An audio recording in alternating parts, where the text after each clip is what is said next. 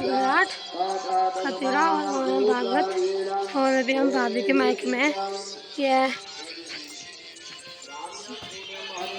देखो कैसे हंस दिया है। पूर्वी पूर्वी आजा, चल जाते हैं अब। आजा आजा जल्दी आ, अकेले अकेले खा दिए। आजा, क्या लगाया तुमने बाद में तक पीने की वजह से? देवदार के सारे पेड़ देवदार की हैं।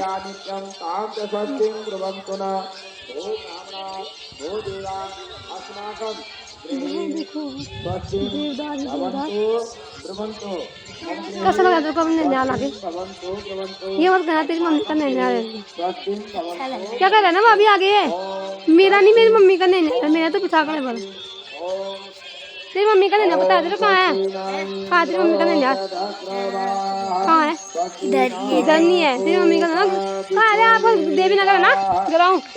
हाँ देख ले, ग्राउंड है तेरी मम्मी का। और तू ऐसे बोलता है कि तेरी मम्मी का यहाँ है? ये तेरी मम्मी का घर है, मायका तेरा है नैनिहाल यहाँ। ठीक है, ध्यान रखना उससे। Bye bye.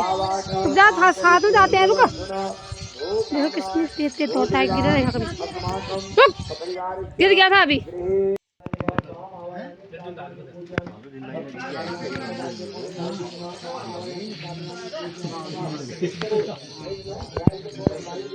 ईश्वराय नमः। स्वाम आवायामि चापयामि पूजयामि। ईशान पूर्व मध्ये ब्रह्मदेवाय नमः। स्वाम आवायामि चापयामि पूजयामि। नैऋत्य पश्चिम मध्ये अनंत देवाय नमः। स्वाम आवायामि चापयामि पूजयामि। अर्कनि पंचलोकाल दधिपाल वातुपति क्षेत्रपाल यहाँ गच्छन्तु यदि स्तंतु शुभसन्ना शुभका शुभवागना भवन्तु नमः।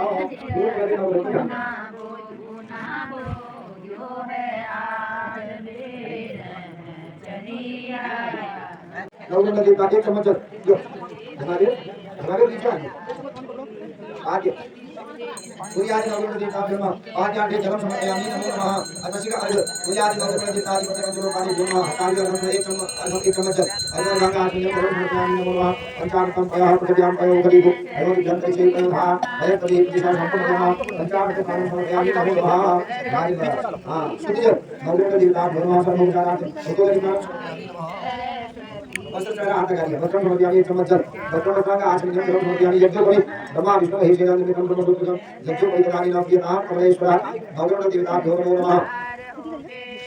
यज्ञ कोई का कर्म परिक्रम प्रजापति यह साधन करता आयु चंद्रम कटिन सुधम यज्ञ कोई का मनमस्त तेजा यज्ञ कोई मसे नौकर धामी यज्ञ कोई समर्पयामि एक चम्मच यज्ञ का आचमन करो समर्पयामि नमो नमः। इधर चम्मच दूध डालिए हमें पूजारी भगवान देवता भो नमः। सर्वोपचारा भी बंधन समर्पयामि चंद्रम समर्पयामि अक्षराः समर्पयामि पुष्पाणि समर्पयामि नमो नमः। नमो नमः। पंचामृतम पयः प्रज्ञान पयो गरीबो पयो विद्यान परिचय पयो राहा पय पति दिशा संपूर्ण पंचामृतम समर्पयामि। सुतिजन सुतवालः समर्पयामि मनवालता नाम वदय प्राणायाम स्थापयामि भूता पाठिन्याः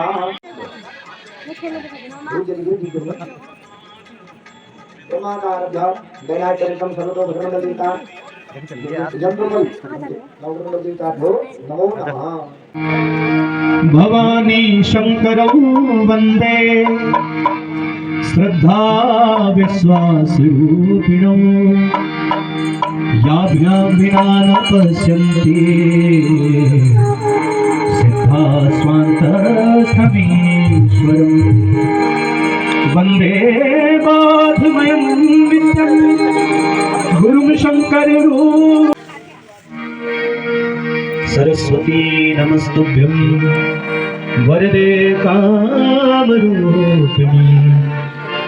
विश्वरूपी विशालाक्षी विद्यां देहि सरस्वती। सच्चिदानन्दरूपाय विष्णुपाय नमः शिवाय हरे हरे भोले नमः शिवाय। सोमेश्वराय शिव सोमेश्वराय हर हर भोले नमः शिवाय। सोमेश्वराय सोमेश्वराय शिव सोमेश्वराय हर हर भोले नमः शिवाय नमः शिवाय नमः शिवाय हर हर भोले नमः शिवाय ओम नमः शिवाय नमः शिवाय हर हर भोले नमः शिवाय। जो मैल है उस मैल को ये गंगा भी नहीं धो पाती है। तो भगवान ने लोक कल्याण के लिए ये पुराण रूपी जो है गंगाओं का प्रणयन किया है। 18 पुराण है, सब जानते हैं। उनमें शिव पुराण भी श्रेष्ठ माना गया है, क्योंकि शिव माने होता है कल्याणम, शिवम कल्याणम इति शंकर। जिनकी कथा श्रवण करने से, जिनके नाम जप करने से ही मनुष्य के जन्म जन्मांतर के पाप ताप संताप दूर हो जाते हैं और उसका जीवन कल्याणमय हो जाता है। उनको कहते हैं भगवान शंकर। तो भगवान शंकर के चरित्र श्रवण करने से जो भी जीवन में अमंगल है वो अमंगल सब दूर होकर के उसके जीवन में मंगल ही मंगल हो जाते हैं। क्योंकि जहाँ शिव होते हैं वहाँ उनकी आह्लादनी शक्ति भगवती जगदम्बा पार्वती है। पार्वती माने जो पार करे नैया सो पार्वती मैया। जिनका नाम स्मरण करने से मनुष्य के जीवन की नैया सुख शांति पूर्वक पार हो जाती है, तो वही भगवती पार्वती है। और भगवती शक्ति है और भगवान शिव जो है कल्याण है। शिव माने होता है कल्याण। तो अब हमारे पास शक्ति तो है लेकिन हम कल्याण नहीं कर रहे हैं उस शक्ति से, तो वह शक्ति व्यर्थ चली गई है। अब कल्याण करना चाहते हैं और शक्ति है नहीं, तो बिना शक्ति के कुछ कल्याण आदि नहीं कर सकते हैं। तो इसलिए कहते हैं कि भवानी शंकरो वंदे, प्रणाम करते हैं श्रद्धा विश्वास रूपिणौ। श्रद्धा और विश्वास के स्वरूप है भगवान शंकर, श्रद्धा के स्वरूप, विश्वास पे। लेकिन नैमिषारण्य तीर्थ ऐसा है जहाँ जाकर के मनुष्य का मन भी शांत हो जाता है, तन भी शांत हो जाता है। 2-3 घंटा पूजा की पाठ किया, पता ही नहीं चलता 2-3 घंटा व्यतीत हो गया, पूरा तन मन भगवान में ही लगा रहता है, क्योंकि वहाँ कलयुग का कोई भी बिगड़ नहीं जाता। तो ऐसे नैमिषारण्य के परम पवित्र तीर्थ पर शौनक आदि 28 ज्ञान ऋषि नहा धोकर के संध्या बंदन करके जब एक जगह बैठे, इनके मन में विचार आया कुछ कथा सुननी चाहिए। तो विचार कर ही रहे हैं, इतने में वेद व्यास जी के जो पुत्र हैं श्री सूत जी महाराज, तो वो उनके मध्य में आ गए। सारे ऋषि बड़े प्रसन्न हो गए कि ऐसे ज्ञानी सूत जी महाराज आज हमारे मध्य में आ गए हैं। क्योंकि जब भी कोई ज्ञानी आ जावे मध्य में तो समझ लेना चाहिए कि हमारा भाग्य उदय हो रहा है। क्योंकि भाग्य जब खराब होता है तो कुसंग से, अज्ञानी से पाला पड़ता है, और भाग्य जब उदय होता है, भगवत की कृपा होती है, तब ज्ञानी से, साधु से, संत से, किसी सज्जन पुरुष से भेंट होती है, क्योंकि उससे कुछ सीखने को हमको मिलता है।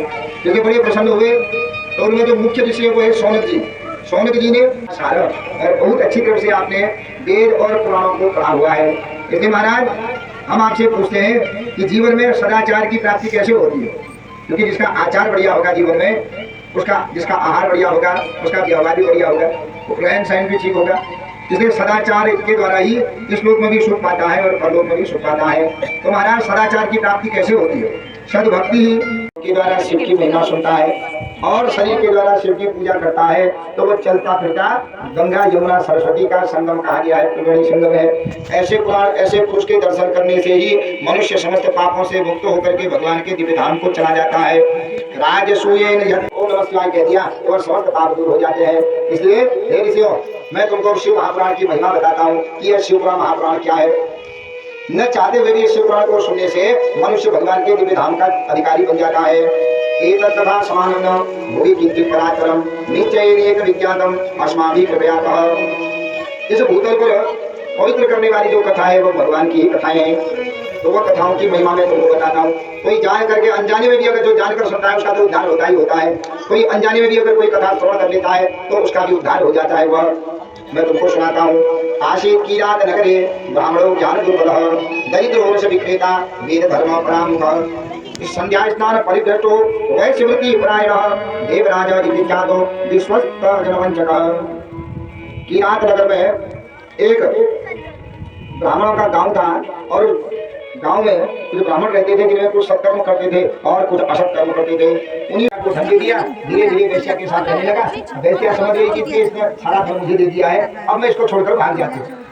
तो एक दिन रात को सोया था, उसने पकड़ा थैला और वो वेश्या जो है शोभावती नाम की वेश्या सारा धन लेकर के भाग गई। अपराध उठे तो वेश्या का पता नहीं, सब जगह ढूंढ दिया, पता नहीं। सारी जगह पूछते रहे क्या तुमने शोभावती को देखा? वो कहते रहे शोभावती तो कल चली गई, यहाँ से कहीं बहुत दूर चली गई है, पता नहीं बताया उसने।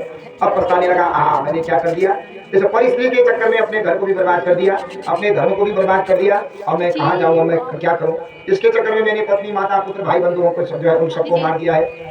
इस पर आशा की, इसलिए मैंने कभी भी जो है ज्ञानी पुरुष ने स्त्रीनाम नैव दुष्टानाम कार्य विश्वाय सोय भागमान सतन पावा सुर दुर्लभ सदग्रंथ गावा सुर दुर्लभ सतग्रंथ गावा सुर दुर्लभ सदग्रंथ गावा सुर दुर्लभ सदग्रंथ गावा।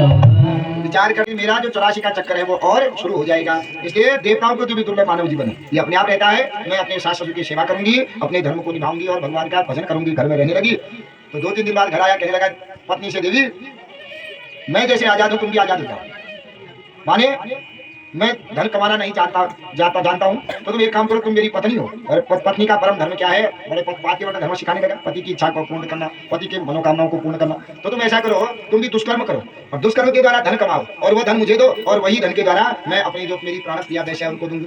तो बहुत मत जो है कहती है तुमको शर्म नहीं आती, लेकिन क्या हुआ, जैसी संगत वैसी रंगत। धीरे धीरे धीरे वो चंचुला भी क्या होगी, पतित हो गई और समय आने पर बिंदु मर गया, विधवा हो गई और विधवा होकर के आजाद हो गई। और जहाँ तहाँ जो है जब संगति का असर हुआ, गति खराब हुई, पति भी कर्म खराब थे, तो यह देश मर मंदिर है। यह मानव जीवन धर्म धारण करके जो दुष्कर्म करता है, आचरण से जो भ्रष्ट हो जाता है, वह न इस लोक में सुख पाता है न परलोक में सुख पाता है। वह पुनः जन्म लेते रहता है, पुनः माँ के गर्भ में दुख को भोगते रहता है और पुनः नरक जाते रहता है। वह स्वर्ग का अधिकारी नहीं होता। इसलिए जो तो मतलब आदमियों के दुष्चरित की बातें चल रही थी कथा में, मैं भयभीत हो गई। हाँ मैंने ब्राह्मण कुल में जन्म लिया और ब्राह्मण कुल में जन्म लेने के बाद भी मैंने दुर्वृत्ति की, मैंने पर पुरुष जो है रति हुई, तो आज अब मैं भी तो जो है नरक जाऊंगी। क्योंकि जो दुष्कर्म करता है वह न इस लोक में सुख पाता है न परलोक में सुख पाता है। नारी पाई यमपुर दुख नाना, यमराज के पुर में जो दुष्कर्म करता है, जब यमराज के पुर जाते हैं तो वहाँ जैसे बड़े बड़े गर्म जो है कढ़ाइयों में बड़े तलते हैं, उसी प्रकार कुंभी पाक आदि नरकों में जो दुष्कर्म करता है उसके शरीर को तला जाता है। तो बड़ी ही भयभीत हो गई, हाँ मैंने ऐसा कर्म किया। तो बैठ गई वहीं पर, पूरी कथा को श्रवण की और कथा श्रवण करने के बाद मन में भय हो गया भगवान का। देखो भगवान से भी डरना एक भक्ति है। तो कहते हैं परमेश्वर का भय बुद्धि का आरंभ। मनुष्य संसार में 2-3 चीजों से ही खा सकता है, या तो उसमें ज्ञान हो, या तो उसमें आचरण हो, या तो उसमें भय हो, या तो उसमें लज्जा हो। यही 4 चीज जीवन में जीवन जीना सिखाती है। या तो ज्ञान हो, ज्ञान के द्वारा वो दुष्कर्म नहीं करेगा, गलत मार्ग पर नहीं जाएगा। और या तो आचरण अच्छा हो, तो आचरण के द्वारा भी भवसागर पार हो सकता है। या तो भी उसमें भय हो, डर हो, अरे मैं ऐसा करूंगा तो ये मुझे मारेगा या मुझसे क्या कहेंगे। और या भी लज्जा हो, उसमें शर्म हो। और जिसमें भय होता है, न ज्ञान है, न आचरण है और न लज्जा है, वो वही पतंती अधोमुख वह नरक आदि में गिरते हैं। न इस लोक में सुख भोगते हैं न परलोक में सुख भोगते हैं। तो वो डर गई, भयभीत हो गई कि मैंने पूर्व जन्म के पाप से इस लोक में सुख भोग रही हूँ और मैंने ऐसे कर्म किए हैं कि मैं आगे के लोगों में भी दुख भोगूंगी। अब मैं कहाँ जाऊँ, अब मैं क्या करूँ। वहीं बैठ गई। रात्रि में जब भोजन आदि हुआ, वही भोजन करके जो कथा कर रहे थे पंडित जी के पास गई और रो रो करके पंडित जी से कहने लगी, महाराज सत्कथा श्रवणादेव जाता ते मतिरितृषि पश्चात्तान पिता शुद्धा वैराग्यम विशेष। हे महाराज, आपके मुख से कथा सुन करके मैं तो बहुत भयभीत हो गई हूँ, मेरा शरीर कंपायमान हो रहा है। तो कहते देवी, कथा सुन के तो मनुष्य हर्ष होता है, उसको ज्ञान मिलता है, पाप करते हैं, और तुम कह रही हो तुम कथा सुन के तुम भयभीत हो चुकी हो, शरीर कांप रहा है, क्या बात है। महाराज क्योंकि मैंने अपने ब्राह्मण का जन्म लिया और विधवा शरीर में भी मैंने बड़े दुष्चरित किए, न खाने वाली चीजों को खाया, न करने वाले कर्मों को मैंने किया। इसलिए महाराज मैं पूर्व जन्म के पाप से यहाँ दुख हो गई हूँ और परलोक के लिए तो मैंने इतने दुख जमा कर दिए है महाराज। अब मुझे मेरा परलोक भी बिगड़ गया। हे महाराज मैं क्या करूँ कि मेरे पापों का नाश हो जाए। हे महाराज कोई ऐसा उपाय बताइए। यह सुन करके वह साधु ब्राह्मण कहने लगे, देवी तुमने जो पाप किए थे, तुम अपने पापों से भयभीत हो रही है, उसका मतलब तुम्हारे पाप तुमको छोड़ करके जाना चाहते हैं। ईमान शिव पुराण सुनता वैराग्य कथा, तुमने जो थोड़ी देर भी देवी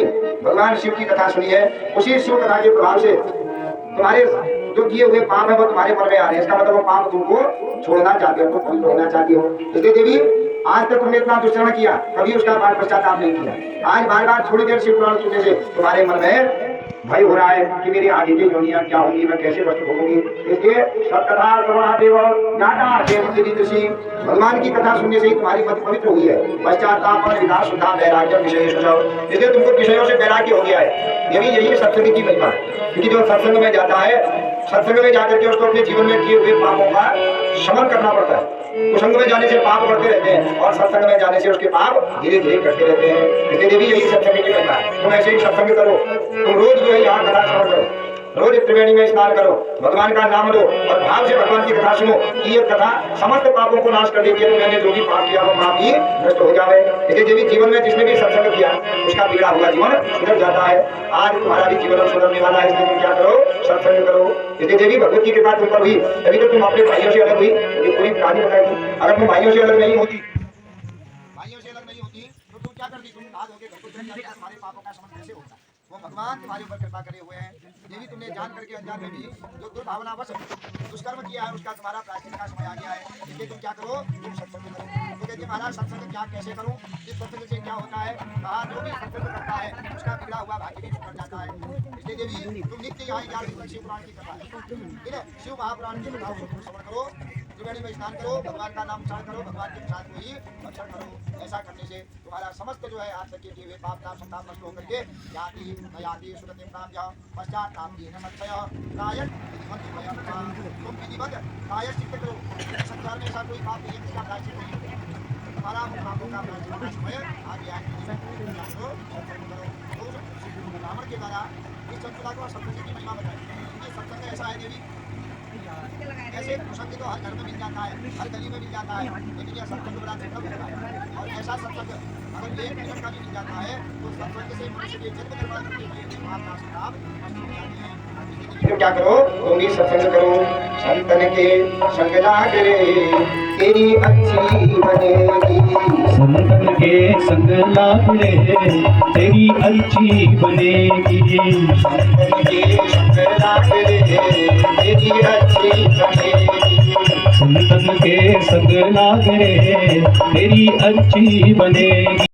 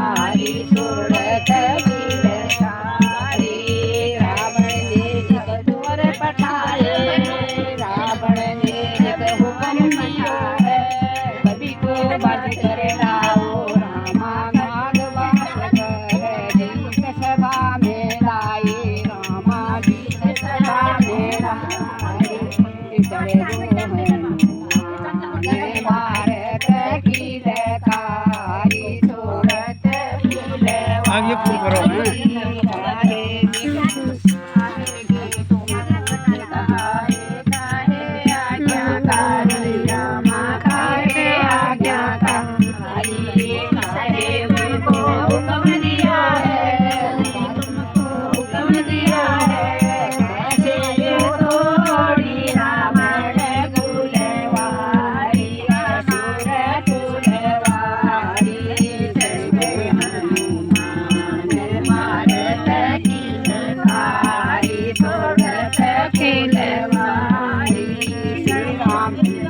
ये गाने तुम भी सुनते हो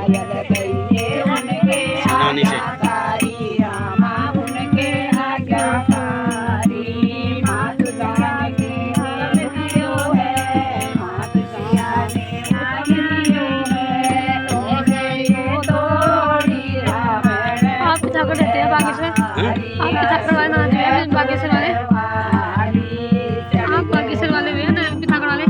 बागेश्वर